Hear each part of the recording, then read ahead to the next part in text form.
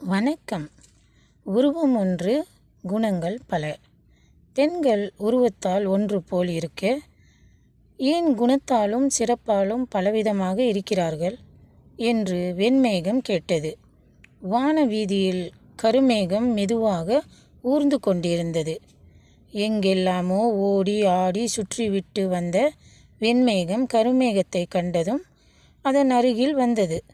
வெண்மேகத்தின் விளையாட்டுத்தனத்தை கண்ட கருமேகம், என்ன எங்கெல்லாமோ சுற்றிவிட்டு வந்தாயோ?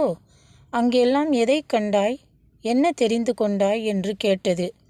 எவ்வளவோ கண்டேன், எத்தனையோ தெரிந்து கொண்டேன். ஆனால் ஒரு விஷயம்தான் எனக்கு சரியாக புரியவில்லை.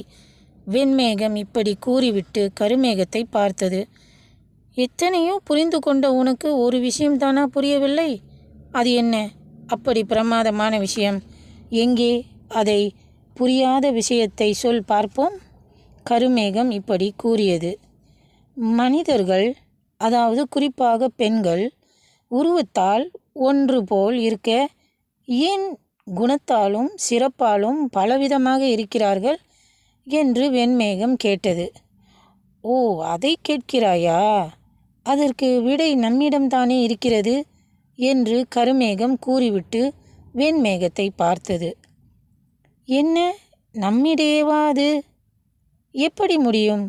நான் கேட்பது கீழே உள்ள மனிதர்களை பற்றி, நீ சொல்வதோ மேலே உள்ளவர்களை பற்றி. அதற்கும் இதற்கும் என்ன சம்பந்தம்? வெண்மேகம் இப்படி கூறிவிட்டு சிந்தனையில் ஆழ்ந்தது. வெண்மேகத்தின் ஆவலையும் அவசரத்தையும் கண்டு கொண்ட கருமேகம், நீ இன்னும் முதுமைக்கு வராததால் முழுவதும் தெரிந்து கொள்ள முடியவில்லை. அந்த நிலைக்கு நீ வரும்போது கண்டிப்பாக புரிந்து கொள்ள முடியும். என்றாலும் அதற்கு உதாரணமாகவே என்னையே கூறுகிறேன் கேள் என்று ஆரம்பித்தது. வெண்மேகம் அந்த உண்மையை தெரிந்து கொள்ள அருகில் நெருங்கி வந்தது.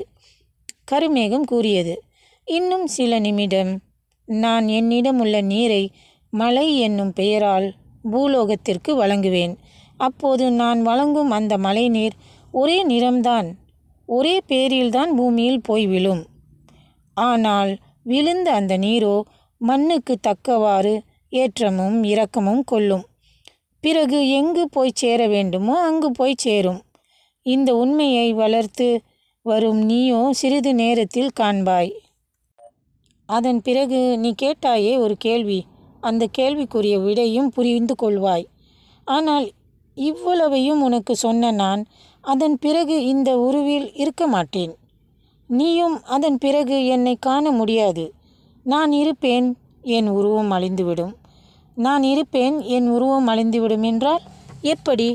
வெண்மேகம் மேலும் குழப்பமடைந்தவாறு இப்படி கேட்டது. நான் என்றால் நான் என்று சொல்லக்கூடிய பேர், புகழ், சிறப்பு, கண்டுபிடிப்பு, சாதனை, ஆன்மா, இன்னும் அடுக்கிக் கொண்டே போகலாம். அது என்றும் அழிவதில்லை.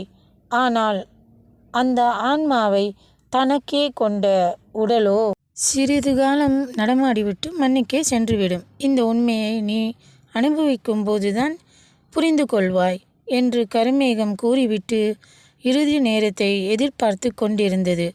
வெண்மேகமோ நின்று பேசுவதற்கு நேரமில்லாதது போல் எங்கேயோ ஓடிக்கொண்டிருந்தது.